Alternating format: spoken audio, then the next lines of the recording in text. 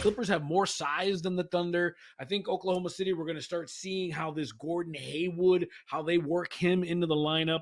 If Kawhi plays, you get their big three together. I like the Clippers in this game. I think it's going to be, first of all, it should be a track meet at 230, at 236 and a half in 235. this game. Yeah. 235. Yeah. First of all, let's take that. But I like the Clippers straight up money line on this game. This one is probably going to be the one I'm watching tonight with a nice cold beverage. This is going to be fun. Yeah, Hayward, you mentioned. Interesting to see how they start to fold him in, that veteran presence that the Thunder needed to go out and get. Some of my takeaways from the All-Star break include the fact that, there wasn't a lot of effort on the floor during the All-Star game. That's been talked about plenty. But one of the guys I saw out there actually giving some effort was Shai Gilgeous-Alexander. Like, SGA looked like he wanted to, it's like the first day at a new school and you want to impress everybody. He went out there and he gave as close to max effort as anybody was giving in the All-Star game. He actually looked like he was still playing competitive basketball, unlike most of the other guys out on the floor. And I think that youthful energy will carry itself into the second half. I'm actually on the other side here. I like OKC at home, laying the point and a half, whatever it may be.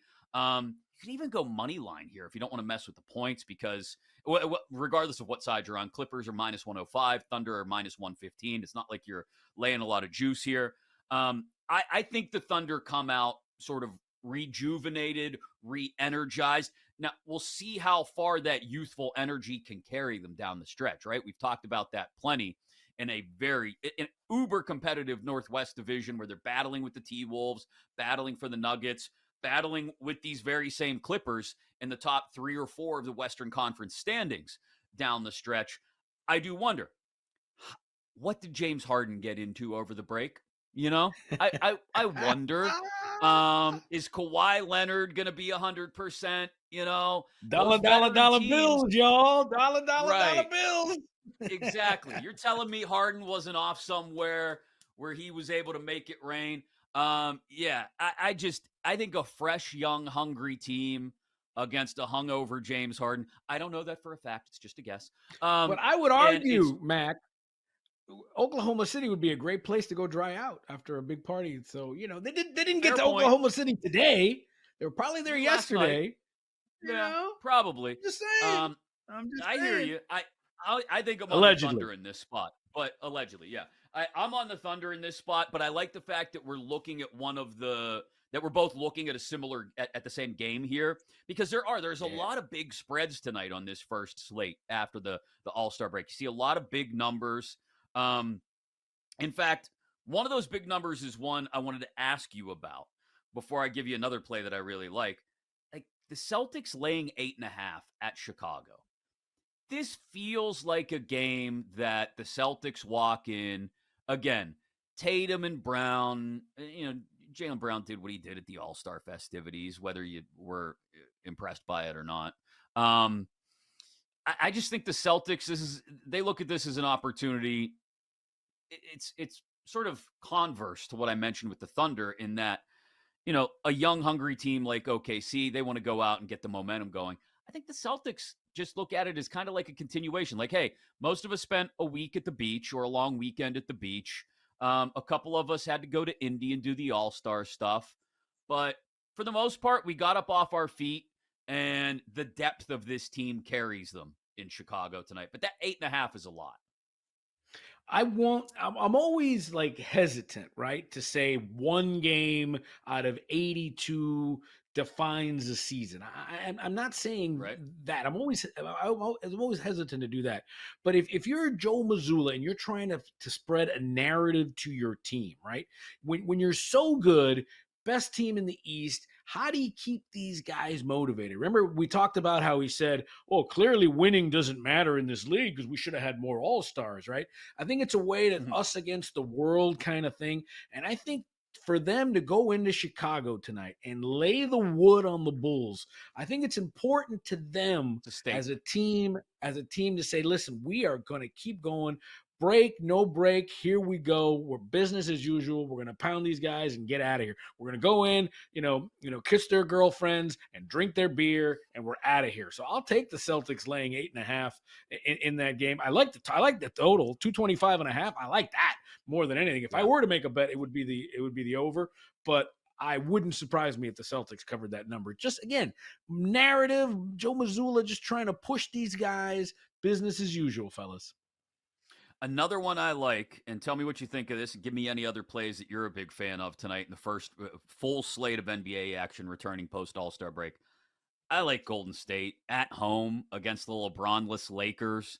It's 5.5, but I just think Golden State, the way they played the last couple weeks going into the break, this is a team out back until they start to cool off again. It looks to me like they found some things coming out of the Draymond suspension. Clay is starting to look like himself a little bit again. Steph is Steph. That hasn't changed at all. Golden State laying 5.5 at home against the Lakers, I really like as well. Let's start with the Julius Randle news. I mean, this happened at the just the wrong time. We got done talking about futures yesterday with the final third of the season about to start. And I'm like, you know what? I'm counting on the Knicks to dive back into the final third of the season and find a way to get healthy, right? And so I did it. I took a flyer, a little sprinkle on 7-1 Eastern Conference Knicks bet. Bad timing on my part because now we're not sure about the availability of Julius Randle, right? Yeah, well, look, I love the purchase. I've been screaming it from the MSG rafters that it's the best ticket you could take. That I still like it 7-1, gentlemen. I mean, I got it at 19-1. I've been speaking on it for weeks. Again, you work on a network that has a team you watching every minute, every game, and on some level, the injuries and no one is happy about them. But the injuries have had these role players step up, show up, and show out. You look at Josh Hart, Precious Achua. I mean, DiVincenzo at 33s in a 5-game stretch. So, albeit Julius, and ironically, I am a lefty with the same right shoulder subluxation issue, except I don't play power forward for the New York Knicks. It's a tough conundrum to get the surgery, to just do the rehab, especially amidst the season. I mean, you look at the numbers. When they have their new big three together, they're 11-1. Jalen, Julius, and OG. We just only have 12 Costco samples of it. They're unbelievable at home. They're 25-7 as a favorite. So, from a betting perspective, they're still in the conversation. I mean, for tonight's action, you're looking at a Sixers team that's 6-14 with no Embiid, and they're still finding their rhythm with Buddy. I like the Knicks tonight in the pick. Alex, when you look at the Knicks, like my main concern with the Knicks has always been the coaching, because I think Tibbs will grind them into dust by the end of the season. Does that play at all into it, especially now that you've got banged up team? You know, they've lost 5 of their last 6. It's a delicate moment in the season. Is it a chance where maybe you take the foot off the accelerator just a little bit? You know, you're right in that middle. You're a half a game ahead of Philly or the Knicks for the 4th spot in the East. That's what gives me pause of the Knicks. The coaching. Yeah, it's of course, you know, with Tibbs' style, right? He's a no days off, old school Belichick kind of guy. I mean, if you look at actually players in the top 10 minutes through the All-Star break, no Knicks. Now that could be injuries related there, but to me, the injuries and having to kind of reshuffle the deck continuously, game in, game out for this 82-game season, I think it kind of helps this style for this otherwise history where, yes, Tibbs teams, guys that play, you know, full 82, the Joakim Noah type led teams, do they burn out? I'm not worried about it with this team.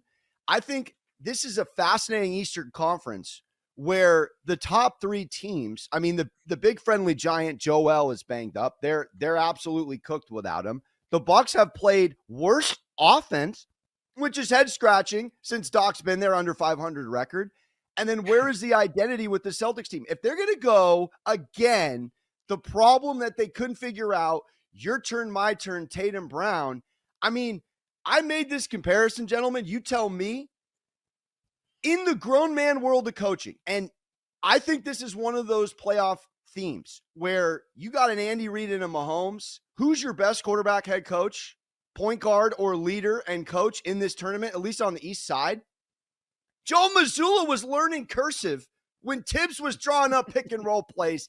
I mean, he's got a whole life on him. There is no way I take a kid in his mid-30s, unproven, with a team that is unproven, over Tibbs, who's been waiting for this roster in this moment his entire coaching career. I just think there's something special going on at the Garden, gentlemen. God forbid this sixth man at the Mecca gets a little 2-seed and some home court. Then we're really humming. Then you're loving the 7-1. Yeah, but for some reason, I just not that big fan of JJ McCarthy. I don't know why, dude. Rubbed me the wrong way. Well, then, yeah, to Jake's point, wouldn't it be great for him to end up in Vegas? Because then you could watch him flame out and the Raiders be a big pile of trash again? You sound scared. I don't worry about my enemies. I worry about myself. You sound scared. Never scared, baby. Leg day today. JJ McCarthy 6-1 to go to the Raiders is a great bet.